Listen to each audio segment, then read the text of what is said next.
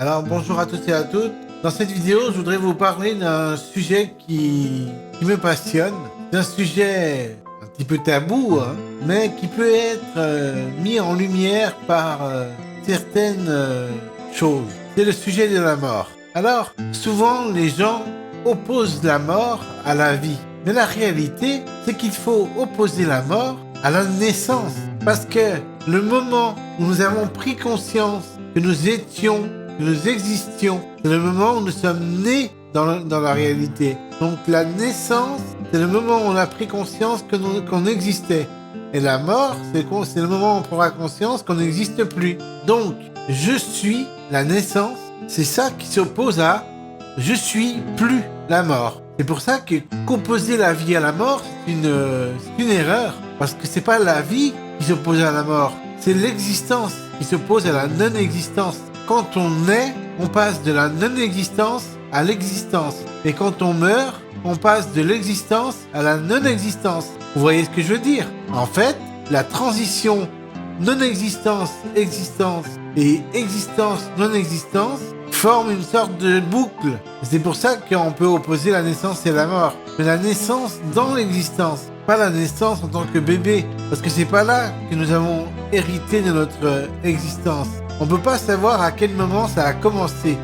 Et c'est ça qui est incroyable, c'est qu'on ne sait pas à quel moment on a existé. Est-ce qu'on a existé au moment de la fécondation des spermatozoïdes et des ovules? Est-ce qu'on a existé au moment où notre tête est sortie de notre maman? Est-ce qu'on a existé au moment où notre cordon ombilical a été sectionné pour qu'on puisse respirer? On ne sait pas. Et la réalité, c'est qu'on ne saura jamais. Parce que l'existence, on l'a depuis l'éternité. Il n'y a pas un seul moment où nous n'existions pas. Ce qui permet de comprendre que la mort, c'est le fait de retourner à un état de non-existence, alors que la non-existence, finalement, on pourrait presque prouver qu'elle n'est pas réelle. Parce que la non-existence, c'est la non-existence dans le moi en tant qu'ego. C'est ça qui pourrait se comprendre. Donc par exemple, à quel moment on a compris qu'on existait dans notre ego? Peut-être à l'âge de 4 ans, peut-être à l'âge de 3 ans, peut-être à l'âge de 2 ans. On a existé dans l'ego. Et quand on va mourir, on va ne plus exister dans l'ego. Mais ça ne veut pas dire qu'on va ne plus exister du tout. Parce qu'on existe de toute éternité. C'est comme si quand on rêve, par exemple, je vais vous donner un autre exemple. Quand on rêve, si à l'intérieur du rêve, on est en train de découvrir des paysages et tout, on ne sait pas à partir de quand on a commencé à rêver. On ne sait pas à partir de quand on a commencé à croire à notre rêve. Donc, le fait d'exister en tant que rêveur n'a pas de commencement. Et bien c'est pareil pour la réalité. On existe en tant que conscient de la réalité sans commencement. Il n'y a pas de commencement à cette existence. Et c'est pour ça que le seul commencement qui a pu exister, c'est le commencement dans l'ego, dans la conscience du petit moi. Et ça existe. C'est dans le monde relatif. Mais c'est une illusion. C'est ce que disent les bouddhistes. En fait, la conscience de l'ego, d'exister dans l'ego, est une illusion. Parce qu'on existait déjà avant d'avoir conscience de l'ego. On existait déjà de toute éternité.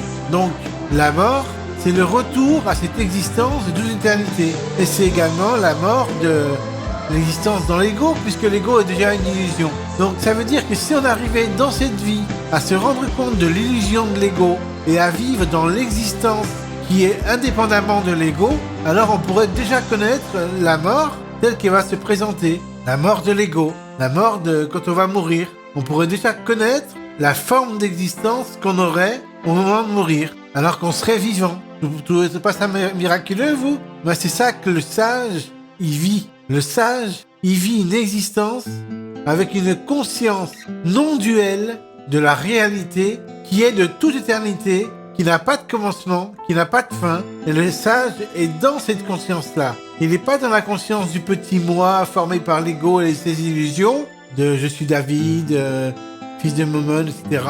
Non, il n'est pas dans ça. Il est dans la conscience qui est de toute éternité, de l'existence même de moi-même, du soi, S majuscule OI, de Dieu pour les croyants. Et cette conscience-là dans laquelle il se situe, eh bien, il y sera éternellement. Même quand son corps physique va disparaître, le sage, il sera toujours dans cette conscience de Dieu. Donc, il va pas mourir. Le sage ne mourra pas. Parce que son esprit est dans la conscience divine. Son esprit n'est pas dans la conscience limitée de l'ego. Donc le sage ne meurt pas. En fait, le sage est déjà mort dans son ego, mais n'est pas mort dans son esprit, dans son âme. Voilà un peu ce que je voulais vous dire. Parce que l'existence, elle est de toute éternité. Elle n'a pas de commencement, elle n'a pas de fin. Et l'existence de la conscience, c'est la même chose. Notre conscience est divine, mais nous ne le savons pas, parce que nous sommes dans l'illusion de l'ego. Nous croyons avoir un petit moi qui vit avec un corps physique, une tête, un cerveau, etc. Nous ne nous rendons pas compte que nous existons déjà de manière transcendantale, au-delà du petit moi, depuis l'éternité. Et si nous nous rendions compte de ça, ne serait-ce que quelques minutes, on aurait un éveil potentiel possible. Mais il faudrait se rendre compte de ça jusqu'à la fin de sa vie pour être vraiment mort à l'ego. Or, je sais que c'est pas possible pour la plupart d'entre nous parce qu'on vit dans l'ego et on n'a pas envie d'en sortir. Mais si on pouvait en sortir, mes amis, on vivrait le paradis parce qu'on serait dans un état sans émotion, on serait jamais en dualité avec la réalité, on serait tout le temps en non-dualité avec la réalité, c'est-à-dire qu'en fait, on formerait un avec elle, on serait dans l'unité et on se rendrait compte qu'on existe depuis toujours. Et donc, on connaîtrait la mort de l'ego avant l'heure. Et donc, on serait prêt à la mort à tout instant, sans avoir la moindre peur. Parce qu'on sait déjà ce qu'est la mort, puisqu'on connaît l'état d'existence qui précède l'existence de l'ego, donc qui précède la naissance, et donc qui succède à la mort. Voilà. J'espère que cette vidéo vous aura inspiré. Bye.